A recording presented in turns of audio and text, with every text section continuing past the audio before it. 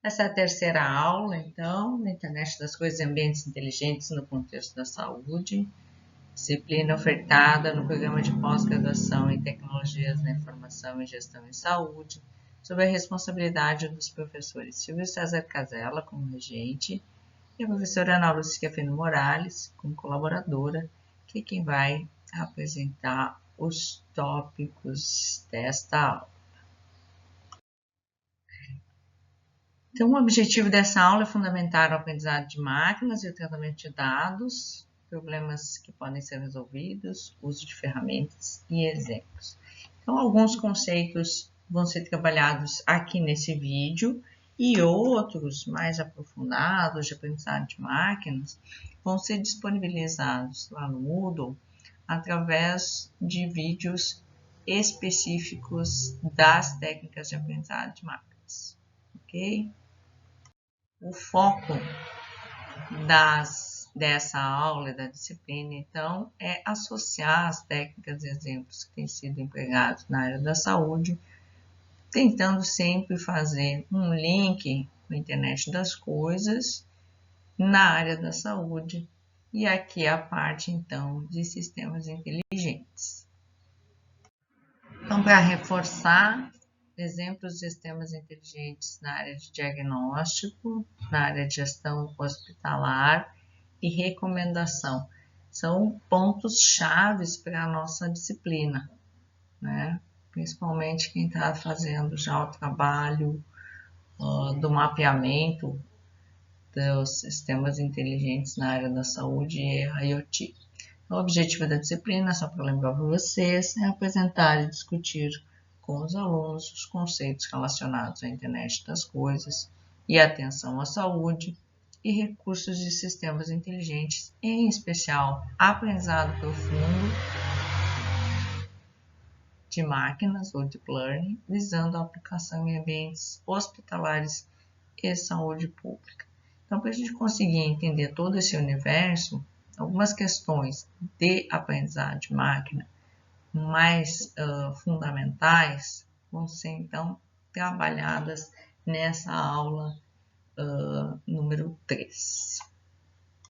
Mas, então, o que seria, ou melhor, formulando a pergunta, o que é o aprendizado de máquinas ou machine learning, como é conhecido em inglês? Então, aqui tem uma definição bem ampla que diz o seguinte: é o campo de estudo que dá aos computadores a habilidade de aprender sem ser explicitamente programado. Ou seja, é uma forma de fazer com que o computador aprenda sem eu necessariamente criar todo aquele programa de instruções como normalmente é feito na parte de programação. É uma outra forma de fazer com que o computador apresente os resultados desejados. Uma outra definição de Tom Mitchell, de 1997, o programa aprende pela experiência E, que seria o conjunto das amostras, em relação a uma tarefa T, que é a tarefa a ser aprendida, e alguma medida de desempenho em P, que pode ser chamada de acurácia. Se o seu desempenho em T, conforme medido em P, melhorar com a experiência E. Por exemplo, uma forma de visualizar o que essa definição apresenta é lembrar do filtro de spam do correio eletrônico, do e-mail, né? Então, o spam é um programa de aprendizado de máquina que pode aprender e assinalar e-mails como spam, como, por exemplo, quando marcados pelos usuários, e como regulares, não spam, conforme as definições e conforme a experiência dos e-mails que vão chegando na caixa desse sistema. Então, os exemplos utilizados pelo sistema para o aprendizado são chamados de conjuntos de treinamento. Cada exemplo de treinamento é chamado de instância de treinamento ou amostra. Nesse caso, assinalar novos e-mails como spam é a tarefa T. A experiência E é o dado de treinamento e a medida de desempenho em P precisa ser definida. Por exemplo, você pode utilizar a média de e-mails classificados corretamente. Essa medida de desempenho particular é chamada de acurácia e é utilizada frequentemente em tarefas de classificação.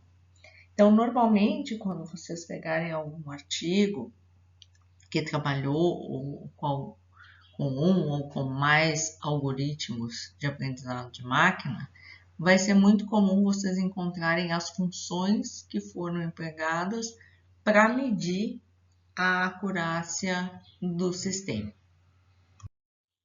Nesse diagrama aqui tem vários exemplos de aplicações em que existem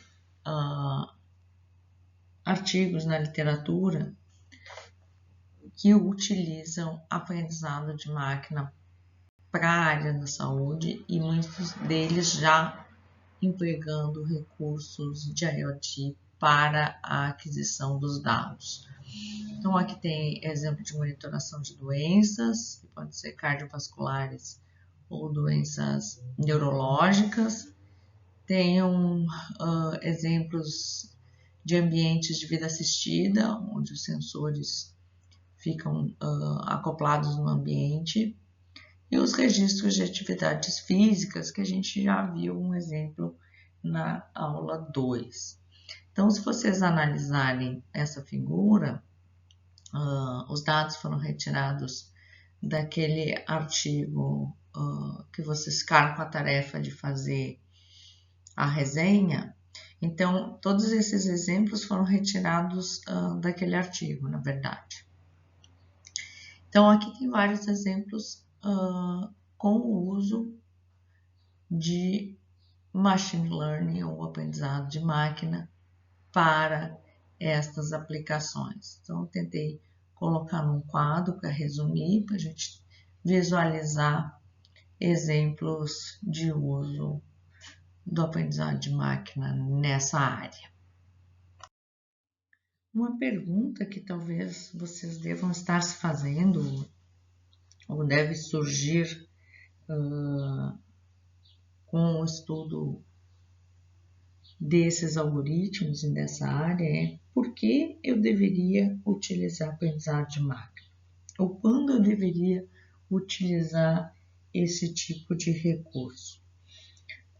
Normalmente, essas técnicas elas são utilizadas para a resolução de problemas que não são triviais.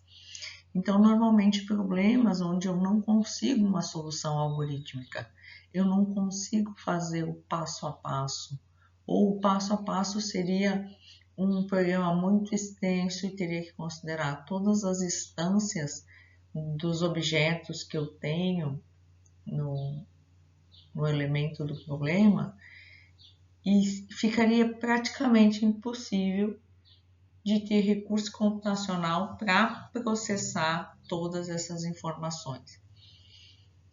Então, um dos requisitos para se trabalhar com essas técnicas são exemplos, na maioria dos casos, dos algoritmos, eles se baseiam em exemplos, em amostras, em volume de dados. Quer dizer, eu preciso ter uma quantidade de dados para que esse sistema consiga fazer, ser efetivo em termos da sua aprendizagem. Aqui no contexto da disciplina, nós vamos trabalhar então com esses 3 tipos de aprendizado de máquinas: supervisionado, não supervisionado e aprendizado por reforço. Mais adiante, nós vamos trabalhar com o aprendizado profundo de máquinas. Então, como esta aula é uma aula de fundamentação, então nós vamos falar desses 3 tipos primeiro e alguns exemplos de algoritmos que se enquadram nessas 3 categorias. Uma das formas de trabalhar com aprendizado de máquina são os algoritmos de aprendizado supervisionado, onde eu preciso conhecer as saídas ou os rótulos que eu vou utilizar no meu treinamento. Eu tenho que apontar as saídas. Então, uma das áreas em que esses algoritmos são empregados são áreas de classificação. Então, eu tenho diversas classificações dentro do meu problema.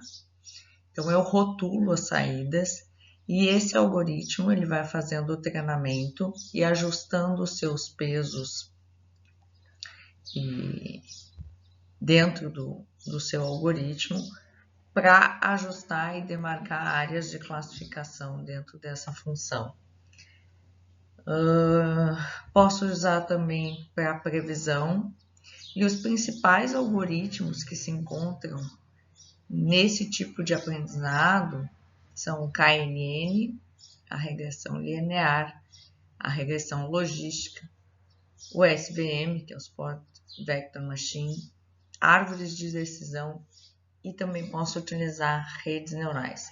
Então, eu tenho que ter a definição e uso de rótulos em inglês ou em TensorFlow, se vocês forem utilizar esses rótulos, tem o nome de labels, para ser empregado como classificação dos dados. Além disso, através de um conjunto de features, que são as características, ele também pode ser utilizado para a previsão de parâmetros. Mas a característica desses tipos de aprendizado é que eu tenho que atribuir labels para que o aprendizado funcione. Então, aqui vocês têm uma extensa lista de algoritmos que são utilizados para aprendizado supervisionado, normalmente em problemas de modelos lineares, né? E normalmente para problemas de classificação de padrões e regressão. No aprendizado supervisionado, nós vamos ter que os labels são função de x e que essa função de x são então as features e o y são os labels. Labels são rótulos e as features são as características do aprendizado. Por exemplo, no exemplo que eu vou mostrar para vocês, as features são cores diferentes. Eu tenho no meu conjunto de dados verde, bolinhas verdes e bolinhas vermelhas. Então, essas são as features, são as cores nas bolinhas. E os labels vão ser verdes e vermelhas. De forma que eu vou classificar quem são as vermelhas e quem são as verdes dentro do meu mapeamento supervisionado. Vou tentar ilustrar para vocês como é que funciona o aprendizado de máquinas.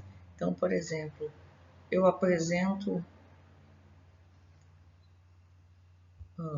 um dado para o meu algoritmo e ele vai compreender que esse dado ele faz parte de uma função. À medida de que eu apresento um novo dado, esse algoritmo ele tem que fazer os ajustes necessários para fazer essa separação linear entre esses dados que vão sendo apresentados. Então, a linha não é bem ali, ele vai fazer um ajuste de ângulo e vai botar a linha mais para cá. à medida que esses dados vão surgindo, essa linha, ela pode,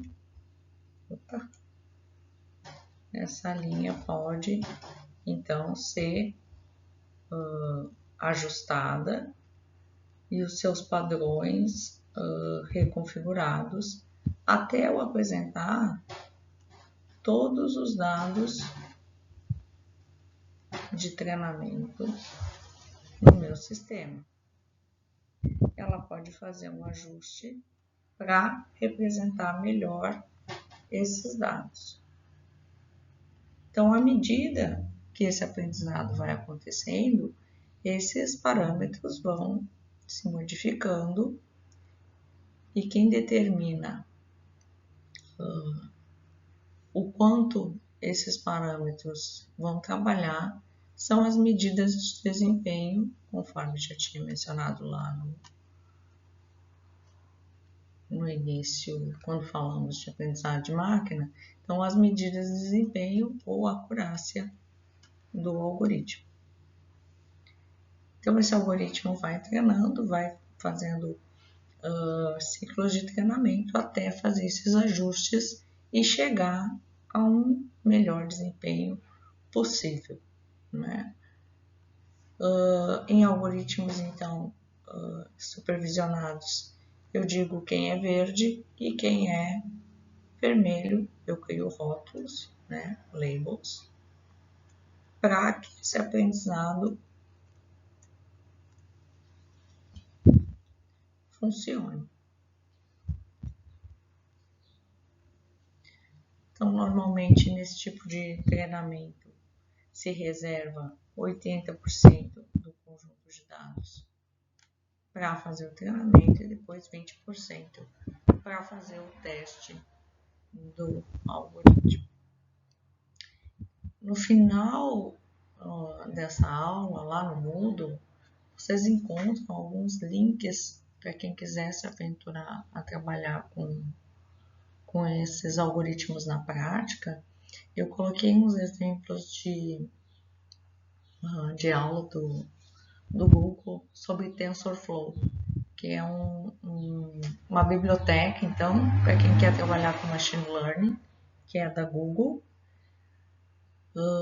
E ali, então, vocês têm aulas para aprender a programar, então, com esses algoritmos de Machine Learning.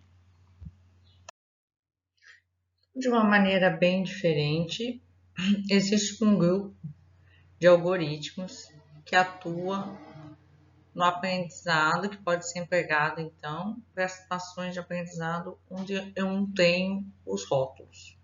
Ou seja, eu não sei o ajuste daquela função, eu não sei os resultados desse ajuste, então eu utilizo esse tipo de aprendizado para ele apontar as classificações conforme os dados que esse treinamento recebe. Então, eu forneço um conjunto de amostras e a partir desse conjunto de amostra, o sistema se ajusta para fornecer as saídas possíveis, os ajustes possíveis de uma função que represente esses dados. Parece um pouco mais complicado de entender, mas aqui, então, o aprendizado ocorre de uma maneira um pouco diferente.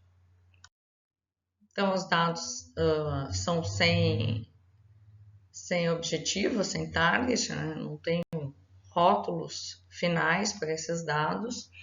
Target é um nome que é utilizado na programação, quando a gente utiliza essas ferramentas de TensorFlow e Keras para representar os rótulos finais da classificação. Então, aqui vocês têm uma série de algoritmos que se enquadram nesses tipos de aprendizado não supervisionado, né? Cujo objetivo desses algoritmos, está colocado aqui no cantinho para vocês, seria descobrir grupos de exemplos semelhantes, quer dizer, eu quero eu tenho uma amostra e quero fazer agrupamento dos dados mais similares nessa amostra. Eu posso usar para determinar a distribuição dos dados no espaço de entrada, fazer uma estimativa de densidade, onde que eu tenho um número maior de representações desses dados dentro de uma determinada população. E eu posso usar também esses dados para projetar os dados de forma altamente dimensional, utilizando o espaço para 2 ou 3 dimensões para fins de visualização. Quer dizer, eu posso, dependendo da quantidade de saídas que eu quero que esse dado se ajuste, né, ele vai fazer então uma escala, saídas, os dados que mais tiverem similaridade vai colocar numa cor e os outros conjuntos de dados de outra, por exemplo. Vamos tentar exemplificar mais adiante essa forma. Uma outra forma de entender é, por exemplo, eu tenho diversos exemplos de uma determinada situação e eu quero, então, que esse algoritmo aponte, né, o comportamento desses exemplos. Então, posso modelar um sistema para fazer uma análise comportamental a partir de exemplos de uma determinada situação. Se a gente fosse pensar em termos de aprendizado não supervisionado, seguindo o exemplo das bolinhas, eu poderia fornecer esse conjunto de amostras para o meu sistema, para o meu algoritmo, e esse algoritmo, então, agruparia as minhas amostras conforme a característica cor. Então, ele faria o seguinte, diria que aqui tem uma cor, aqui ele apontaria como outra classificação e aqui uma terceira classificação. Então, ele daria uma saída para esse conjunto de dados, que é o que mais tem cores. Se eu dissesse que eu queria somente um agrupamento de saídas, ele poderia apontar somente esse. Poderia apontar esse outro grupo, que seria o grupo do verde, como a segunda saída. E, eventualmente, como é que fosse feita a modelagem desse algoritmo, poderia ainda dizer que nesse conjunto de dados, então, ainda tem uma terceira, o Y não sai muito direitinho ali, vamos arrumar, uma terceira saída que seria esse conjunto azul. Então, vocês podem ver que a forma de resolver é bem diferente do algoritmo supervisionado. Esse é só um exemplo para ilustrar, né? Obviamente que é só para vocês compreenderem que a filosofia aqui é completamente diferente de quando a gente treina com rótulos e targets no final. Bom, e existe uma outra modalidade de aprendizado de máquinas que é completamente diferente do supervisionado e não supervisionado, que é o aprendizado por reforço, que é uma forma diferente. O sistema pode observar o ambiente, selecionar e executar ações. E a partir das decisões que o sistema tomar, ele pode ser recompensado ou penalizado. E à medida de que essas penalidades e recompensas vão acontecendo, ele vai tomando as suas decisões. Então, no aprendizado por reforço, o sistema aprende por si só a melhor estratégia conforme as recompensas e penalidades. Então, eu posso ter um robô onde ele precisa tomar duas decisões em um determinado ambiente. Uma das decisões vai dar uma recompensa e a outra decisão pode acrescentar uma penalidade. Então, digamos que ele toma o caminho da recompensa. Esse robô ele tem que ter um objetivo. Ele pode ser um agente de software ou um robô propriamente dito. Então, a partir desse próximo ponto, ele pode ter outro caminho para tomar e pode ter uma experiência ruim. E aí o sistema aplica uma penalidade.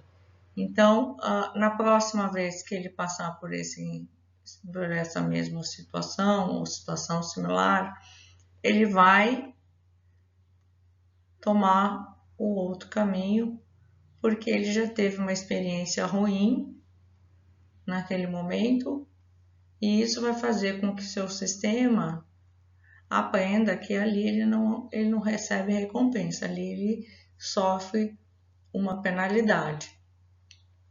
Então, o sistema de aprendizado por reforço funciona a partir das experiências, criando estratégias, somando o maior número de recompensas possíveis para aquele sistema. Então, como vocês podem ver, é completamente diferente no entendimento do aprendizado supervisionado e não supervisionado, aqui sendo uma outra alternativa, então, para desenvolvimento de sistemas inteligentes, na área de tomada de decisão, principalmente.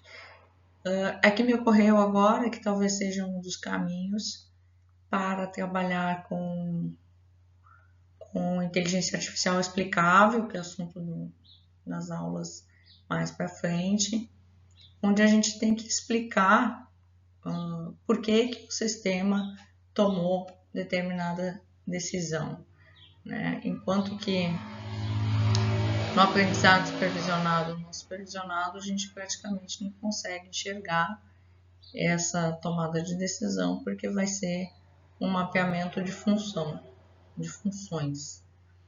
Então, aqui talvez seja um caminho interessante para quem quer trabalhar com a IA explicável com relação ao processo de tomada de decisões. Então, quais áreas da saúde que é possível utilizar esses algoritmos de aprendizado de máquina para melhorar os processos, então, relacionados à área de saúde? Lembrando aqui que o interesse da disciplina é o sistema hospitalar, as clínicas, as unidades de saúde, de maneira que a gente consiga pensar um ambiente de aquisição de dados fechado, né, um sistema interno, numa infraestrutura única, onde eu tenho um hospital, ou uma clínica, ou uma unidade de saúde, em que esses dados, então, são coletados e processados nesse ambiente. Então, aqui na disciplina a gente vai ter o ponto de debate é essa situação. Obviamente que existem milhares de outras aplicações envolvendo o home care e o cuidado de idosos em residências, mas a infraestrutura daí já difere um pouco, né? Uma infraestrutura para aquisição de dados num ambiente residencial é muito diferente de uma infraestrutura necessária numa unidade de saúde. Então, para a gente não ficar voltando às questões de infraestrutura e coleta de dados, a gente vai trabalhar mais especificamente nessa parte de hospitais, clínicas e unidades de saúde. Então, se vocês fizeram a tarefa de leitura do artigo do quadro, na verdade é quadro de vários autores, né? The Future of Healthcare, Internet of Things, a Survey of Emerging Technologies, da I3E, que foi publicado esse ano, que eu tinha deixado como tarefa. Então, se vocês leram aquele artigo, vocês conseguem identificar alguns apontamentos do autor com relação à inteligência artificial na área de saúde. Então, eu posso aplicar na parte da infraestrutura, né, relacionando a arquitetura e principalmente as diferentes camadas e necessidades de transmissão dos dados. Eu posso também ter sistemas inteligentes atuando na segurança das informações, otimização dos dados e pré-análise desses dados. Eu posso pensar em sensores em que a aplicação da inteligência atua na parte de aquisição de dados, né, reduzindo esses dados brutos de uma maneira inteligente e otimizando e visando a privacidade dos dados. Então, eu posso pensar em mecanismos inteligentes lá no nível dos sensores. E eu posso ter aplicações de forma mais geral, no nível mais amplo, a parte de diagnóstico e de tomada de decisão.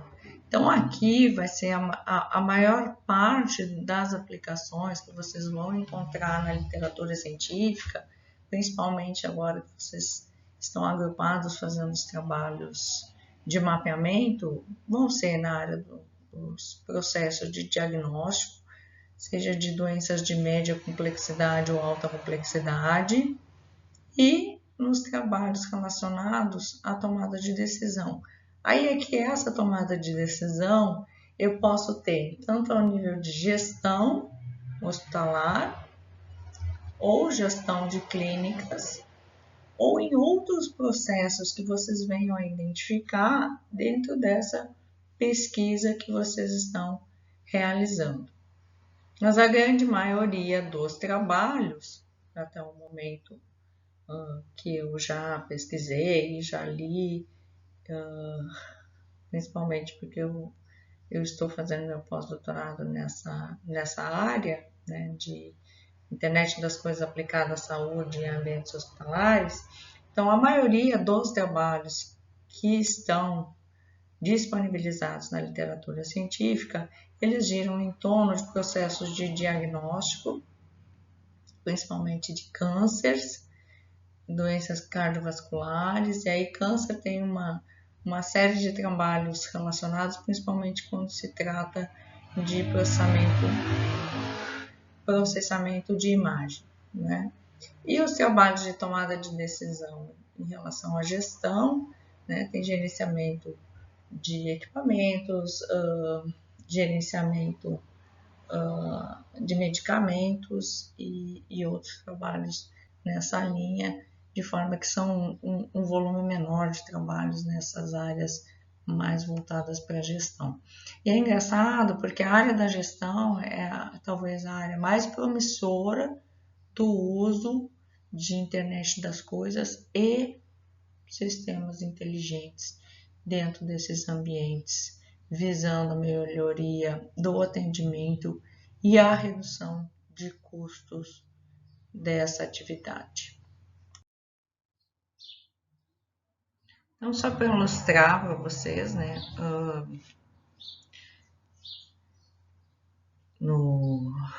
com relação a diagnóstico médico e o uso de machine learning, existem vários exemplos empregando machine learning para doenças cardiovasculares, para doenças mentais e alguns tipos de câncer. Então, por exemplo, o processo de diagnóstico ele é baseado em casos anteriores.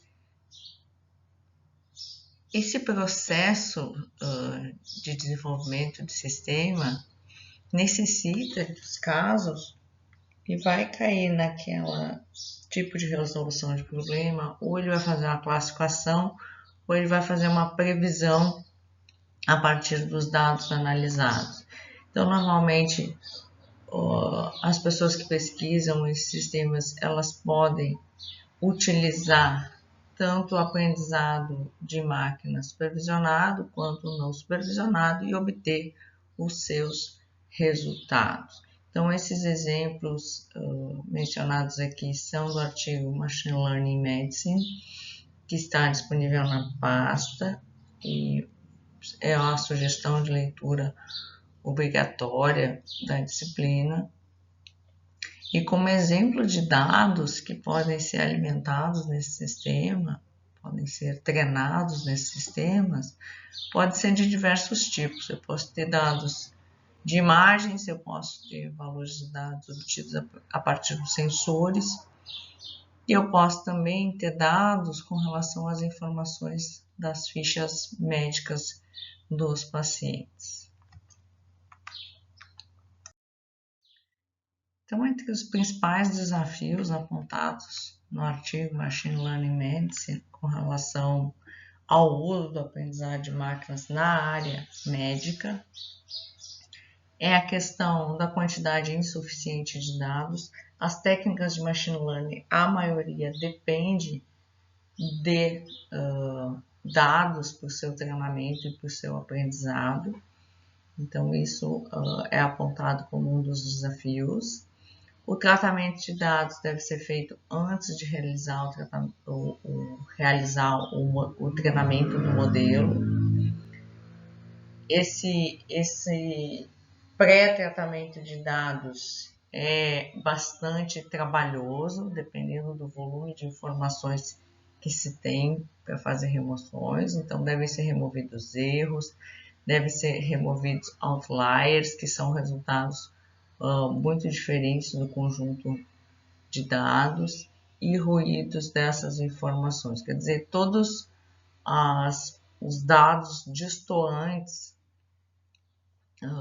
normalmente vão ser removidos num pré-tratamento de dados, ou dados faltantes vão ser preenchidos. Muitas vezes, num conjunto de dados, existem lacunas vazias. Então, esses dados eles têm que ser preenchidos com algum valor e, dependendo dessa quantidade de tratamento que esses dados vão sofrer, vai gerar, então, um erro maior com relação à saída esperada do sistema, porque essas alterações elas vão refletir de alguma forma no resultado. Então, o conjunto de amostras deve ser representativo a respeito daquilo que se deseja que ele aprenda. E tem toda a questão de engenharia das features, Feature Engineering, que em alguns casos é necessário realizar a seleção dessas características, das features, a extração através de combinações e até mesmo criar novas características partindo-se para novas coletas de dados. A parte da modelagem do sistema ela é extremamente importante, a definição das features e o que elas representam na saída do modelo é talvez a parte mais complexa do desenvolvimento de um sistema desse porte. Quais as características que eu vou considerar no sistema que tem mais relevância para eu obter um resultado melhor, né? E quais as características que estão presentes no meu conjunto de dados que não têm a necessidade de serem consideradas por serem características que não têm um peso muito grande no resultado. Então, toda essa análise das características ela é extremamente importante para o desenvolvimento da modelagem do sistema usando técnicas de Machine Learning. Só para complementar essa questão das características, aqui a gente tem, quando trabalha com sistemas inteligentes, existem técnicas para auxiliar, né, na validação de quais os melhores parâmetros para serem estimados. Então, existe uma técnica chamada cross-validation, que quem for trabalhar com isso, então, tem que dar uma pesquisada com mais profundidade com relação a isso. E sempre precisa tomar cuidado com o problema de overfitting, seja utilizando algoritmos supervisionados, não supervisionados ou deep learning, são problemas que podem aparecer conforme a modelagem do sistema que vocês forem utilizar. E ainda existe técnicas de redução quando eu trabalho com volume muito excessivo de dados. Eu posso trabalhar com técnicas de MapReduce. Essas são técnicas, então, mais avançadas. Eu não vou explicar com profundidade, mas quem for desenvolver trabalhos, então, que utilizam Deep Learning e Machine Learning, precisam estar atentos para essas técnicas aí nas pesquisas de vocês. Então, em um sistema que vai fazer a previsão de infarto do miocárdio de pacientes, ele não pode simplesmente apenas considerar se essa pessoa, se esse indivíduo já teve um infarto e se ele não teve um infarto. Bem como não pode considerar apenas idade e sexo, ele precisa considerar muitas outras características para conseguir fazer essa previsão. Então, não basta apenas classificar quem já teve infarto no miocárdio e quem não teve. Precisa incluir outras features que envolvem a probabilidade, a possibilidade dessa pessoa sofrer um infarto, como presença de hipertensão, presença de diabetes, o nível de colesterol desses pacientes. Então, todas essas outras características adicionadas ao sistema de Machine Learning vão possibilitar que esse sistema tenha uma resposta muito mais adequada para fazer essa previsão do que simplesmente considerar se a pessoa já teve um ou mais problemas de infarto no miocárdio. Então, são essas questões que precisam ser consideradas na modelagem do sistema, prevendo a qualificação do sistema com uma saída adequada para aquela situação. Tá? Então, outros exemplos ainda com relação ao aprendizado de máquinas na saúde, por exemplo, interpretação automatizada de eletrocardiograma, em que o reconhecimento de padrões tem um número limitado de diagnósticos, e a detecção automática de um nódulo e uma radiografia de tórax. Essas duas aplicações elas podem ser realizadas por um médico com uma determinada experiência, mas também podem ser realizadas por um sistema de machine learning a partir da análise de dados anteriores. Seria um sistema de apoio à decisão baseado em dados, Data-Driven Decision Making System. De fato, os sistemas inteligentes eles precisam ir além de simplesmente fazer uma análise de dados e apresentar resultados próximos do especialista. Uma modelagem desse tipo é capaz de fazer muito mais do que apenas aproximar-se das habilidades do médico. Esse sistema ele deveria ser capaz de estimar o risco associado ao processo de diagnóstico, ir além, porque um sistema computacional ele tem recursos de fazer um processamento muito mais amplo do que o nosso sistema de raciocínio, nosso que eu digo dos humanos, né? Então, sugerir novas relações entre informações que não são tão aparentes aos seres humanos seria o sonho do futuro relacionado aos sistemas inteligentes. Então, eles devem permitir novas associações entre os dados analisados e outros fatores que estejam realizados à personalidade do caso, no caso, o indivíduo. Quais são as atividades físicas que ele faz? Se ele faz atividade física, se ele não faz, um acompanhamento dessa atividade física semanal, fazer a previsão, se seguir nesse ritmo de atividades físicas, controlando a alimentação e tendo outros monitoramentos, como o sono e o estresse, quer dizer, juntando todo esse conjunto de informações, mais os dados de casos anteriores, o sistema consegue melhorar a sua resposta e fazer com que esse sistema de apoio à decisão seja realmente efetivo para o uso dos médicos. Então, a tomada de decisão não deve ser apenas baseada em dados de casos anteriores, mas reunindo um conjunto de informações relacionadas à personificação dos pacientes. Esse sistema ainda deverá ser capaz de explicar o caminho dessa decisão. Essa parte da inteligência artificial explicável vai ser dado ênfase em uma aula mais adiante. Mas é extremamente importante que quem deseja trabalhar com o sistema inteligente tem que começar a pensar nessa questão já desde cedo. Quer dizer, como que o meu sistema vai apresentar o caminho das respostas de suas decisões para que ele seja aceito perante a sociedade.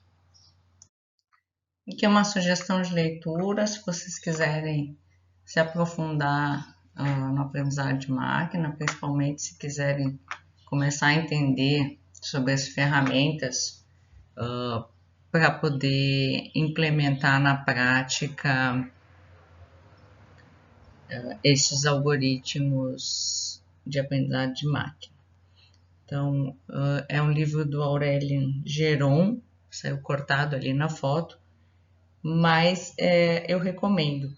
A única ressalva é que a biblioteca do TensorFlow, que é uma biblioteca do Google, ela está mais atualizada do que o livro. E vocês podem encontrar dificuldade em executar os exemplos que contém no livro. E aí precisa de uma investigação um pouquinho mais aprofundada ali na internet para poder sanar essas questões de comandos utilizados na prática. Mas é um livro que ajuda a introduzir nessa área de aprendizado de máquina usando ferramentas que estão disponíveis na internet. Então, eu vou deixar artigos mencionados aqui na aula na pasta lá no módulo da aula 3, artigos da aula 3, para vocês fazerem as leituras e os apontamentos com relação a isso que foi explicado nessa aula. Então, espero que tenham gostado e até a próxima.